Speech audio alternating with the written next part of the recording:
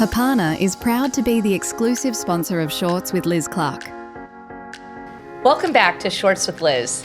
Today we're diving into a conversation that sits right at the intersection of policy, entrepreneurship, and the future of our industry.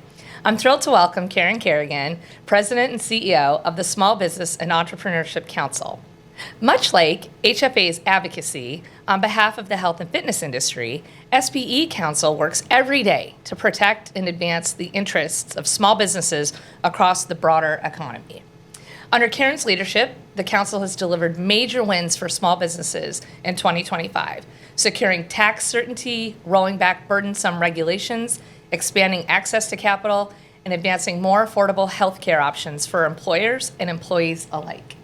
We're fortunate in Washington to have strong partners like the SBE Council fighting alongside with us for the policies that allow businesses to grow and thrive. In this episode, we're going to unpack those wins, talk about what's ahead for 2026, and explore how the work the SBE Council is doing on behalf of entrepreneurs aligns closely with HFA's advocacy for the fitness industry. Karen, welcome to Shorts with Liz. Oh my gosh, what a pleasure to be here. It's an honor to be with you, Liz. Well, it's great to be in person. We've been Zooming, Yeah. and it's just great to have you in the same city around the corner. So thanks for coming to our studio office here. Of course, Yeah. I love it. Good. So, Karen, listen, you've been at this for a minute. You've spent 3 decades really advocating for entrepreneurs and small businesses, and much of that time really working for the Small Business and Entrepreneurship Council.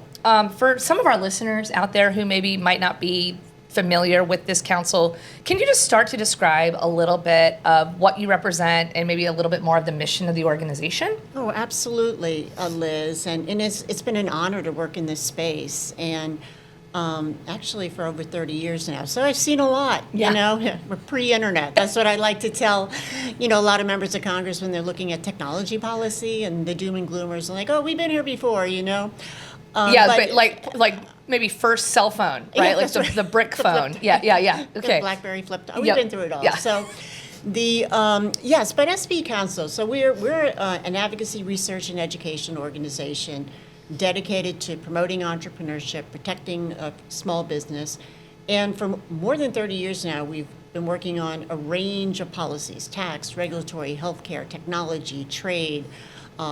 Intellectual property rights, you name it, sort of the broad range of issues that impact the small business and entrepreneurial sector, and we work to strengthen the ecosystem for strong startup activity and small business growth. So, we do that through advocacy, testifying up on the Hill, bringing our members in, research papers, surveys, getting our members very involved in terms of working to change policy, being very active, educating members about the importance of this sector, and also just how a lot of the events, whether it's COVID-19 or technology disruption or something that might be happening in the economy, how that's impacting our sector, our priorities, what they need, and and just really trying to build a great ecosystem so that if anyone wants to start a business, they can, and if they do so, they'll succeed. Yeah, and I think one of the things that you've been so successful at is just being able to be nimble and flexible. I think sometimes there's a lot of red tape and a lot to get through, but because you're so, I think, reactive on the front line, I think that's been really helpful for a lot of businesses. Yeah, it is. And one of the things I think that we pride ourselves on, we have great partnerships like HFA, and other business associations that take the lead on some of the issues, but we're really, I think, we want to collaborate with them and work with them and help them, get their policy priorities over the finish line. Yeah. And then, we tend to work on some of the broader issues, but also a lot of the emerging issues too. Like AI, and some of the technology issues, and maybe some of the more, creative type of policies on the access to capital end. So. We love to work with partners in the business community, and we think coming together, is so important to make a difference for small business. Yeah. So one of the things you mentioned, right, is that some of the things you regularly do is you testify to Congress. You're engaging regularly with cabinet members, federal agencies, and I think when you look at SBE Council's policy wins, specifically, maybe in 2025 around tax certainty and regulatory relief. What changes those conversations at Capitol Hill that's maybe allowed some of that progress to happen? Yeah, it was a good year, 2025, for sure. Well, I think the big reason, obviously there was a big political change, right? We had someone new in the White House, and so there's always going to be some type of change. So we want to be able to direct that change and put our priorities out there.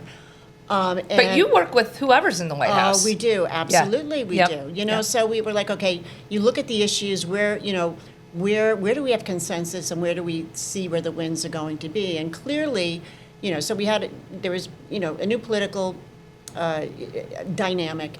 And then on top of that, one of the big issues on tax policy, we're staring down the deadline, of all these expiring tax provisions that were enacted during the first Trump administration. Yep. So there's a sense of urgency, I think, up on Capitol Hill and in the White House to really move something very, very quickly, because you do not want that uncertainty going towards the end of the year, because that would have just really driven, I think, a big economic mess. And bums everybody out around Christmas. It does. But not only that, there was so many uncertainties from the last 4 or 5 years. You had inflationary pressures. You had, the last 4 or 5 years for small businesses have been really tough, right? You had COVID, supply chain challenges, and then inflationary pressures and high costs. And that was another big thing, another big dynamic that we talked about. Is just like, there's these continued cumulative inflationary pressures, cost pressures on small businesses. So where, is the government adding to that? And that was regulation and regulatory uncertainty. And then, we had the added dynamic of tax changes, potentially expiring at the end of the year. And this was really going to mess a lot of small businesses up and really wreak havoc with the economy. So we really helped to sort of fuel, I think, that sense of urgency, did a lot of surveying, did a lot of polling, and really helped to, I think, accelerate a lot of change. And I have to tell you, Liz, on the Democratic side, in terms of some of the regulatory changes and some of the things that we're able to get pullbacks on in terms of, Congressional Review Act resolutions that basically reversed a lot of, some of the previous administration regulation. There was bipartisan support for that. And we do try to do that, but we are very realistic on the political side. Some things are just partisan, and, you're not going to get the other party to move. But the good news is we still have a lot of positive things happening on a bipartisan basis, on access to capital, that we were able to get through the House, big bipartisan wins. We just need to get them through the Senate. So I'm less of a doom and gloomer when it comes to, sort of partisanship, because I see a lot of good things happening on a bipartisan basis. Yeah, I feel the same way, and maybe it's because we're in Washington, D.C., and we see these people day in and day out, and I think sometimes what you see on the TV and on cable and, sells, right? Yeah, right.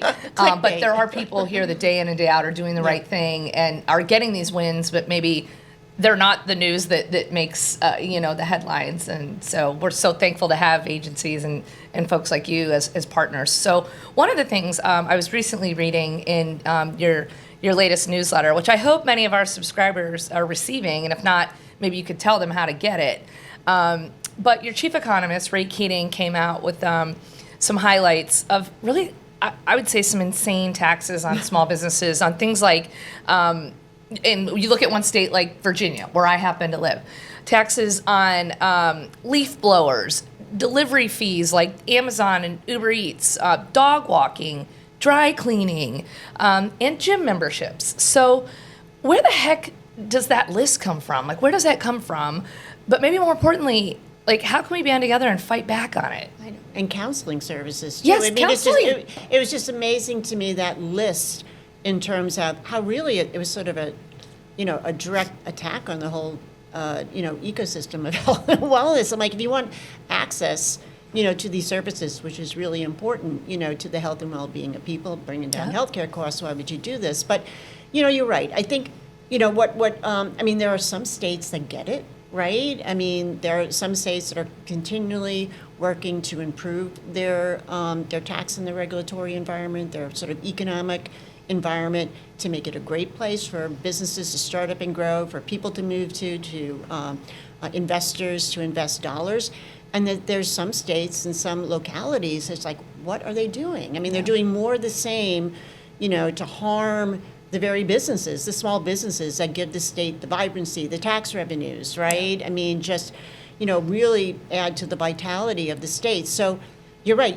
I think what you're finding in like a state like Virginia, which is sort of like, okay, maybe the backlash, against the former governor who was really working to sort of make a lot of improvements. Yeah. And Virginia, generally across administrations, Democrat and Republican, it has been pretty, I think, pro-business. Mm-hmm. I mean, you've had certain governors that, had their initiatives. So that was pretty shocking to see a list of more than 50 tax increases being proposed that really you couldn't walk out your door without getting taxed, you know? And so these are all proposals. And then you still find some of the same states. But I think, we do have to band together and push back and just say, what do you, this is in an age of you're trying to promote affordability, right? And you're trying to create opportunity. Well, these are the types of things that are going to work against that, right? I mean, raising costs on businesses and taxing is basically going to be raising prices and, on consumers and creating, basically exacerbating, the very problem that you're saying you're trying to help or trying to solve. Yeah, and I think you and I do this as our jobs, but what I often say is that we need those small businesses telling that story as well, right? Talking about how this tax is really going to implicate their business and challenge their business and inhibit growth. Yes. And tell the real story from the front lines, right? Yeah, I agree. And I think it is the power of small businesses. And I know even a lot of our members have been around a long time. They always can say, oh, well, my voice make a difference. Where they've seen it, but it does make a difference. I mean, I tell businesses, look at you, you've got to be a chief advocate, a policy in your business. And your voice does make a difference. One voice can make a difference, and then all these voices. So businesses do have to weigh in, and a lot of these proposals, that's what you have to sort of, right when they come out, that's when you have to sort of like clamp down and like sort of shut them down, right away. But it continues to happen, Liz. We've seen it all over the country. I mean, in New York, we're going to have, some issues. We're working with our members there on a lot of the taxes and the regulation, and maybe some of the government-sponsored businesses that will actually compete, with businesses in New York.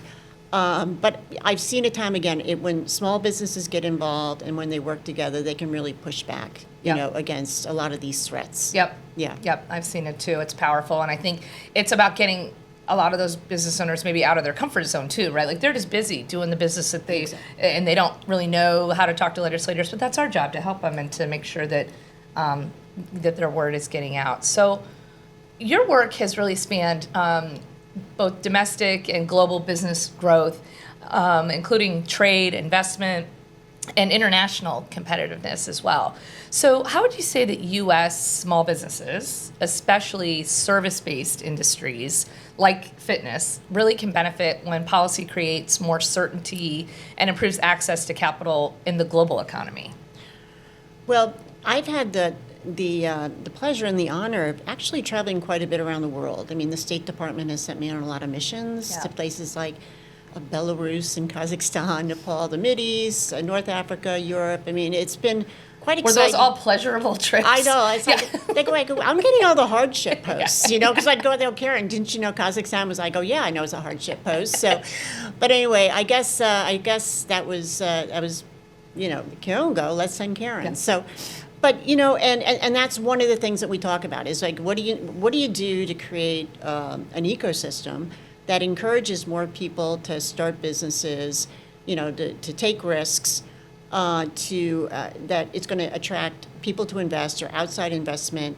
And what do you need, right? You need the rule of law. You need lower, tax and you got to lower the tax and regulatory barriers, make the tax system less complex. You have access to markets. So, when we do that on a global basis, and when we're helping, all businesses succeed around the world, I mean, it does definitely lift all boats. I mean, from a global perspective, right? And I think, but we've got to lead over here in the U.S. and continue to make our country the best place to start and grow a business as well. And so I think, so we've got to continuously improve here in terms of, we've got outdated regulations on the books, we got to modernize regulations, particularly in the whole access to capital space and over at the Securities and Exchange Commission.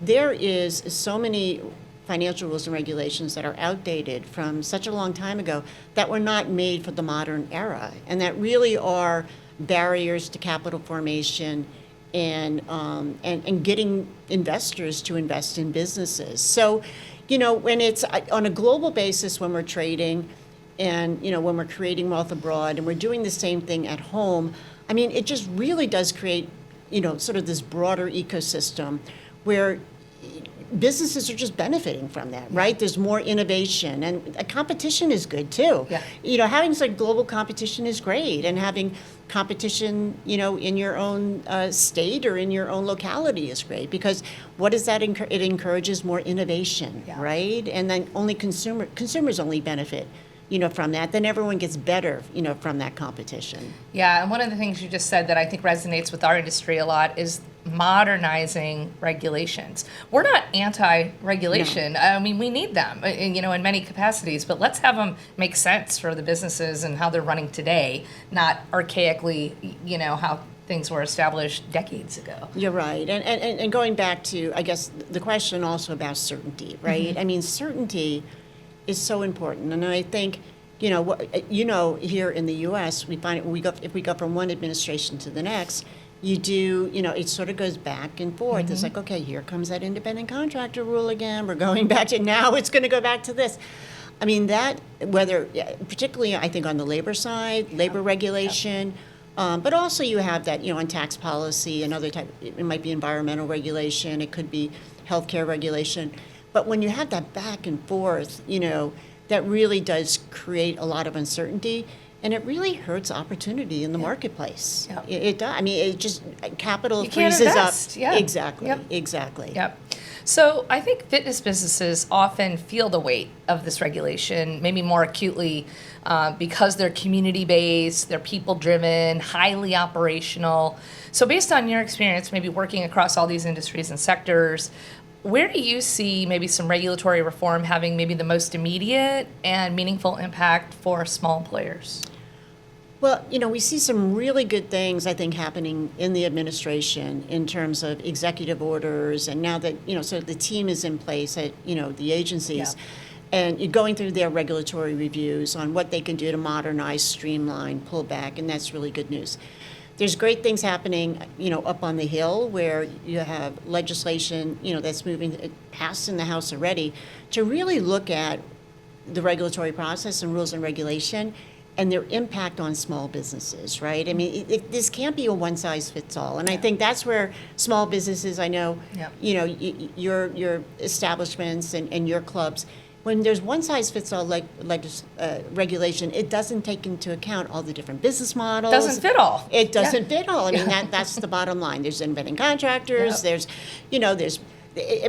just the fluidity and the flexibility of small businesses is what makes them great, right? They can pivot and they can do things, and that's where, when you have the layer of regulation, one-size-fits-all or burdensome, it really crushes small businesses. So, the big policy priorities that we're pushing through, and we'll get these through the Senate, is sort of, basically regulators have to think small, to look at the downstream impact, do the economic analysis on small businesses, give them a voice in the process so they know what the unintended consequences or any other consequences, of that regulation is, right size that regulation.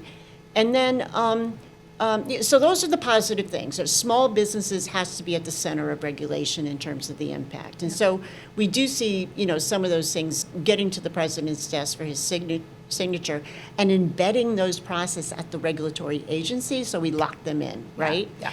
The other positive thing that we see happening, I think, at the state level, there was a bill, the regulations from the executive in need of scrutiny act, the REINS Act, right? Yes. So that passed the House, I think 3 or 4 times, never went through the Senate, but we see a lot of REINS Act mini legislation happening at the state level. So you have 7 or 8 states now who's passed it. I think we'll probably have a quarter of the states, or maybe even a half, implementing this legislation.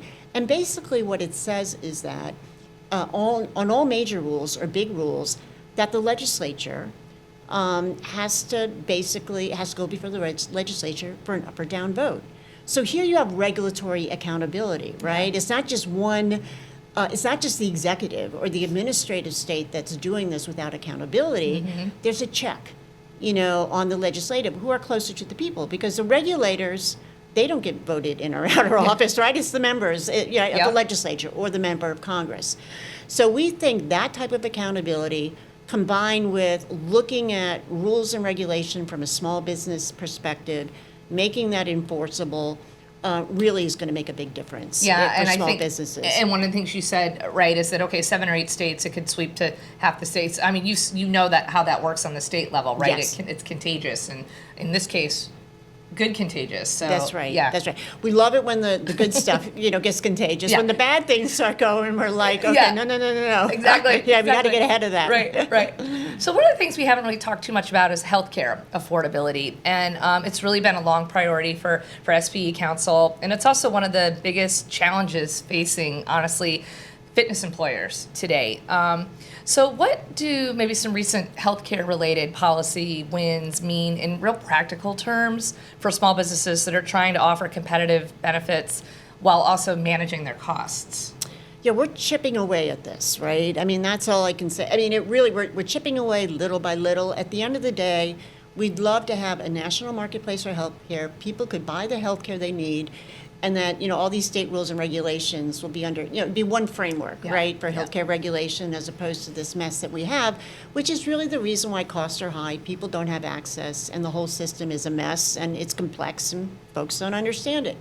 So I think some of the wins, I mean, part of the way, for example, the One Big Beautiful Bill, in terms of improving HSAs, there's a lot more we need to do to improve it. We think HSAs are going to be, if we make them universal, we blow them out, allow more preventative care to be HSA eligible. Use it towards a gym membership. Exactly. Well, I'm obviously, on the House passed One Big Beautiful Bill. We were really pushing for that, and we're so supportive. And look, we got to keep pushing, right? I mean, that's, right, one bite at the apple, 2, 3, sometimes it takes 10. So I think HSAs and allowing all people to have HSAs, not just high deductible health plans, but make them universal, great for long term. That's going to be one of the answers. But the One Big Beautiful Bill, allowed bronze and catastrophic plans to be HSA eligible. People that use direct primary care, those fees to be HSA. That's really important. You know what I mean? That type of access to health care, and also some telehealth provisions. What we want to get through is a House passed bill that passed in December. The Lower Healthcare Premiums for All Americans Act, that had some really great small business provisions. One, it would codify both the association health plan regulations that the first Trump administration put into place. So you have that lock-in, that certainty, so that we really do empower association health plans to allow an HFA to offer their own health care plan, right? And have the same rules as a big company. Right, and offering these type of plans that your members want. I mean, that you'll have the scale to offer that, or like a chamber or an SBE Council. That just makes sense. And then the other piece is the Choice Act, Choice plans, which would allow employers to fund, tax-free for employees. They can pick their own health care plans, right? I mean, so just empowering people more, empowering consumers more. Giving them some scale. Giving them some scale. Yep. I mean, to really create competitive choices. I mean, so yes, that will create more access, more affordable access, more choices. At the end of the day, we need to change the incentive, and lots of prevention needs, and I'm sure we'll get to that. But we're getting there, and we're chipping away at it, and I think we'll have some more gains when things get through the Senate and get to the president's desk in the next couple of months. Yeah, I share your optimism in that. So Karen, in addition to your policy leadership and all the work that you've done for the business community, you're also a certified health and wellness coach, giving you a personal connection really to our industry and our business. So how has that experience really shaped the way that you think about health prevention and the role that businesses like fitness clubs play in supporting a healthier workforce in the economy? Well, it's really validated,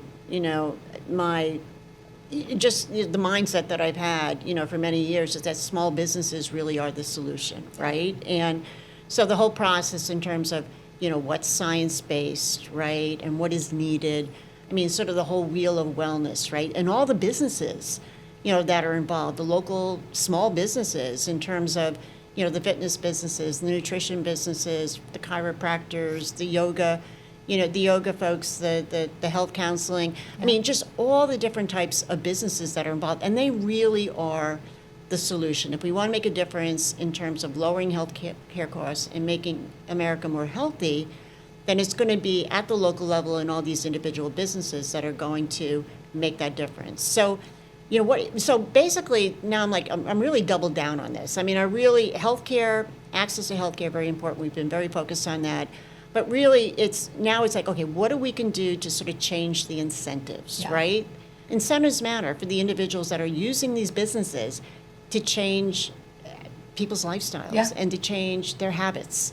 At the end of the day, the outcomes matter, and we put so much money, we're spending so much money in healthcare, and the outcomes just do not justify, in terms of just, more chronic disease, more problems, more costs, people spending more, getting less out of the system. Yes, so it's not healthcare, it's sick care. It is, exactly. So I think it's like, oh wow, we need to work with more of the players, more small businesses, and get very specific about this, and really create incentives, that these are the businesses on the front line who are passionate, that are going to make a difference, and we got to incentivize these businesses.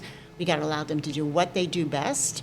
But we really need to change the model around in terms of, again, the lifestyle changes, right? And focus on the incentives, on the education, et cetera. Yeah, and these are the things we talk about. This is the sausage making and all this stuff, right? But it's really great that we're obviously completely aligned in that. And you've really led and participated numerous coalitions, advisory boards, cross-sector partnerships over your entire career. Where do you maybe see some of the strongest alignment between SBE's Council and HFA doing work on behalf of the fitness industry together? And why do you think that collaboration is so important right now? Well, really goes back to just what we talked about in terms of, those areas where I definitely see alignment, right?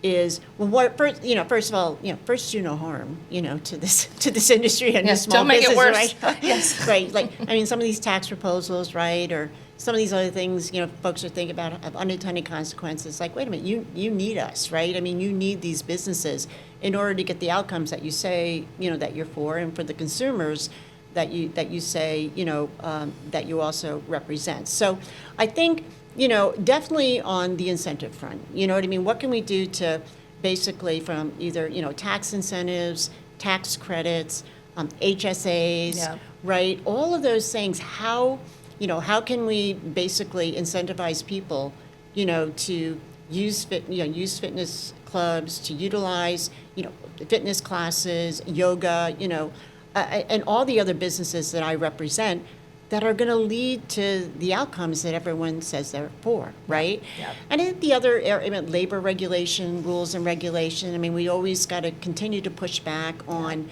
the one size fits all, and Washington knows best, or state legislators or governors know best, that, look at this is a very dynamic, flexible, small businesses, your model, but operate under this same model, right? And if you're going to, if you want them to grow, if you want them to invest, if you want them to innovate, you sort of got to leave them alone and do what they do best.